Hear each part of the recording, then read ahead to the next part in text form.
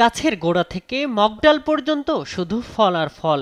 প্রকৃতি তার নিপুণ হাতে থরে থরে সাজিয়ে রেখেছে।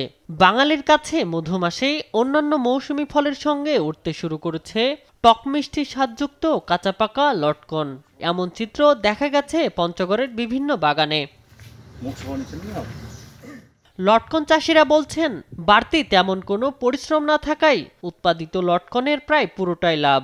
পঞ্চগড়ের বাজারে প্রতি কেজি লটকন বিক্রি হচ্ছে ১০০ থেকে ১২০ টাকা দরে। গত বছর দাম একটু কম ছিল, তবে ফলন বেশি ছিল।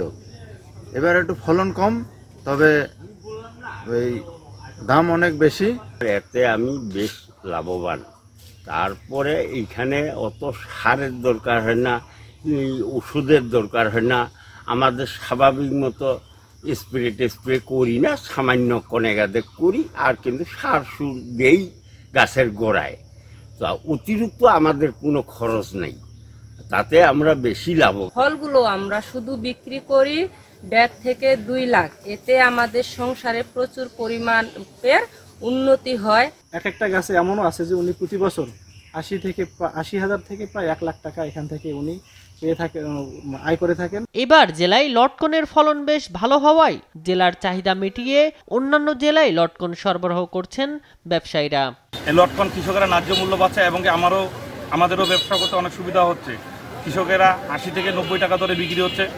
শুরুতে দাম এটার বেশি ছিল, উৎপাদনের চাহিদা বৃদ্ধির সাথে সাথে এর দামও একটু কমতে শুরু করেছে। বর্তমানে ভালো লটকন বিক্রি হচ্ছে ১০০ থেকে ১২০ টাকা কেজি।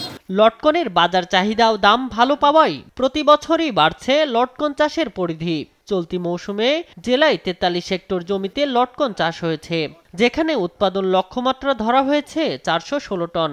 এই লটকন চাষিরা আগ্রহ হচ্ছে, কারণ তারা বেশি দামে এই লটকন দেশের শেষ সময় বিক্রি করতে পারতেছে।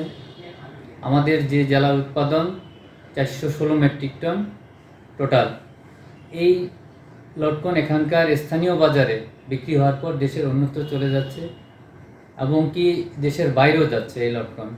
কৃষি সংশ্লিষ্টরা বলছেন, বাগান বা বাড়ির আশপাশের পরিত্যক্ত জমিতে পরিকল্পিতভাবে লটকন চাষ করলে একদিকে যেমন মিটবে পুষ্টি চাহিদা, তেমনি আর্থিকভাবে লাভবান হবেন চাষিরা। শামীম হোসেন, নিউজ ডেস্ক, দেশ টিভি।